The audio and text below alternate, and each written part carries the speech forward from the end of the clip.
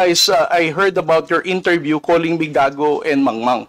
Why would I even defend you if you're calling me gago? As a commissioned officer of the Philippine Coast Guard, being a spokesperson, calling me mangmang, not knowing what I'm saying. But actually, if you will read that context, How would I even the defend act you? of doing it is the one that is gago. muna Di ba? Yung ganon, not necessarily the person eh.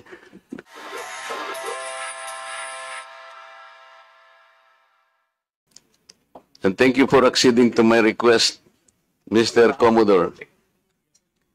You just called me a traitor, sir.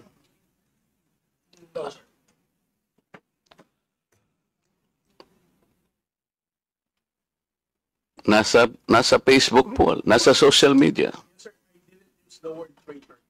Mr. Chair, with your permission. Butit inulit mo, Commodore. Bago ka sumagot doon sa tanong niyang Juan, patapusin mo muna yung legislator and then you wait until you are recognized by the chair, okay? Yes, sir. Thank you. Thanks, sir. Please proceed. You said that you did not say that I am a traitor, but it is in the social media. Did you take an effort to clarify that so that you could not mislead people because they might believe that you have said that? It is only now that you are disowning this statement. Mr. Chair. Mr. Chair. Yes, sir. To the Honorable Marcoleta, sir.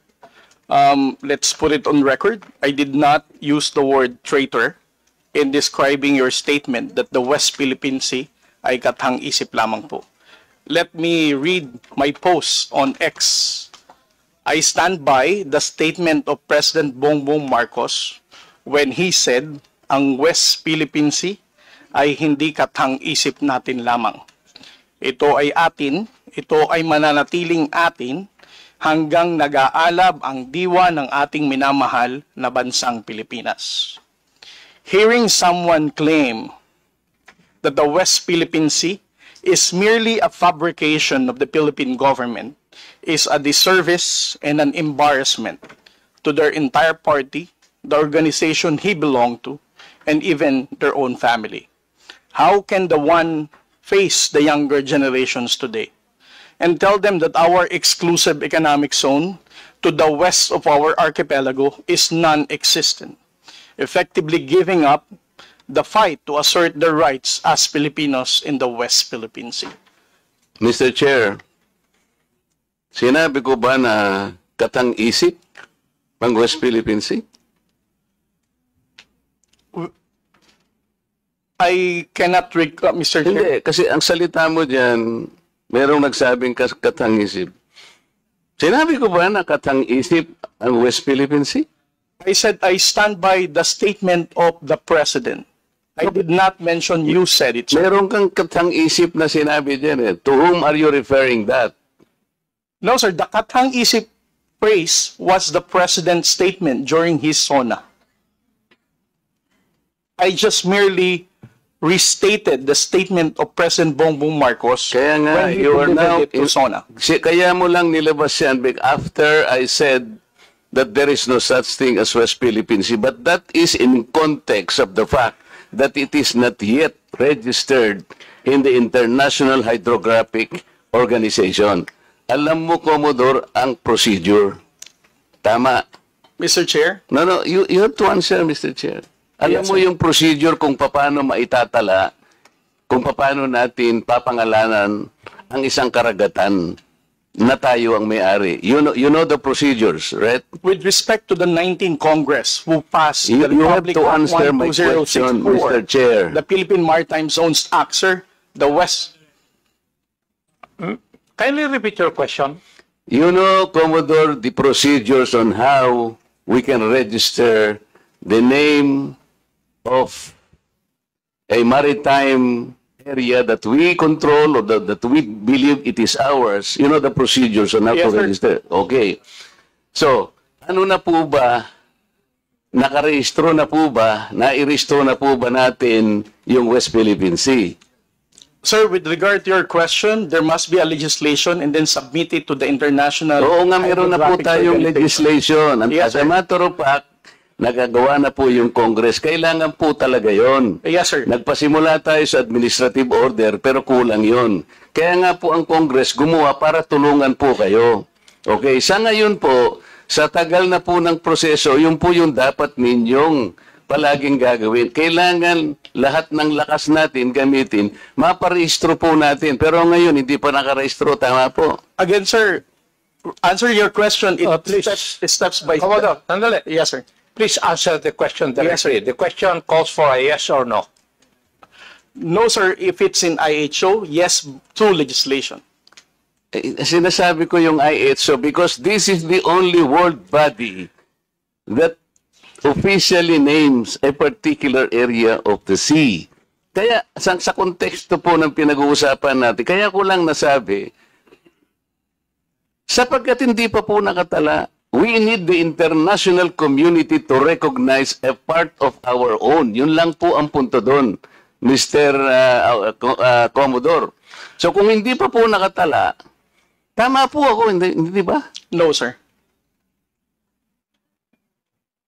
You are inconsistent. No, sir. I did not say that you're correct. I will not agree that you are correct.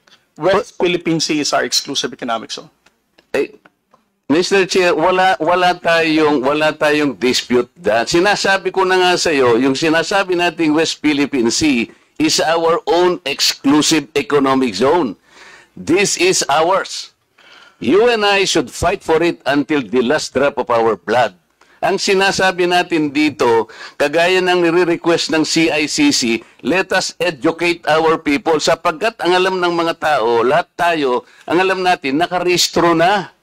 Ang sinasabi ko, hindi pa po nakarehistro. Ikaw ba pwede kang mag-enroll sa isang eskwela nang hindi ka nag-register, nang hindi ka nag-enroll? You answer my question. Of course, sir, there is a Kaya nga legislation. Kaya hindi pa nakarehistro, Mr. Chair. This is the only point. Let us not create a mountain out of molehill. Bigla mong sasabihin, in response to what I said, tathang isip, o blah, blah, blah, at lumabas sa traitor. Hindi ka man lang gumawa ng effort, for example, na I did not say that. Ngayon mo lang sinasabi. But you know, people are bashing me. I am pro-China. When is the last time or the first time that I am pro-China? Again, Mr. Chair, I never said that you are a traitor. That is clearly posted on my Twitter Pero account. hindi ka po nagbigay ng paliwanag na sinabi mo sana doon sa social media din. Bakit nyo ina-ascribe sa akin na sinabi ko na traitor si Kong Marcoleta? I did not say that. It is only now that you are explaining na wala kang sinabi. But kumalat na sa social media, kaya nga tayo nandito. These are the excesses and the abusiveness of social media, Mr. Chair. Nangyari na. Kahit na ilang libong mag-explain ka dito, yung tao narinig na nila na ikaw ang nagsabi. Because meron ka pang litrato dun eh. Mr. Chair, No. nobody has ever asked me whether you are a traitor. This was only the first time that I was asked whether you are a traitor or not. You are not even aware na sa social media sumabog yun. Nandun yung litrato mo and the claim that I am a traitor. Ngayon ka lang nagpapaliwanag na I am not a traitor. Pero nangyari na yon. Mr. Chair, I don't think that I'm under in any obligation to respond to all those social Okay, media Mr. posts Chair, by bloggers, now social media influencers to tell them Mr. that they're Chair, wrong. Siya muna. sabi niya wala siyang obligation. Finish your statement. Yes, sir. Mr. Chair, Honorable Marcoleta, sir, I think I'm no under obligation to tell all the social media influencers, to bloggers, defend your name, tell them that you are not a traitor. Again, I did not mention that you are a traitor. Those words did not come from me. Why would I go to the extent of defending you and you are running for Senate? I might as well be interpreted as running for supporting somebody for public office. Mr. Chair, clarifying something that is wrong is Have not the floor, political. please. Thank you, sir. Commodore, tinatanong lang ni Honorable Marco Reyes that merong lumabas kang statement, siguro, binigyan ng interpretation ng ibang vloggers at nasabi na traitor si Honorable Marcoleta. Ang tinatanong niya is, unang-una, alam mo ba ito na gano'n na nangyari? Would you know? No, sir, because when it became a social media popular post, I was not here in the country. I was actually in the official business outside. So when did you come to know about this? I only came to know about it when Congressman Marcoleta called me Gago and Mangmang in one of his interviews. So when was that?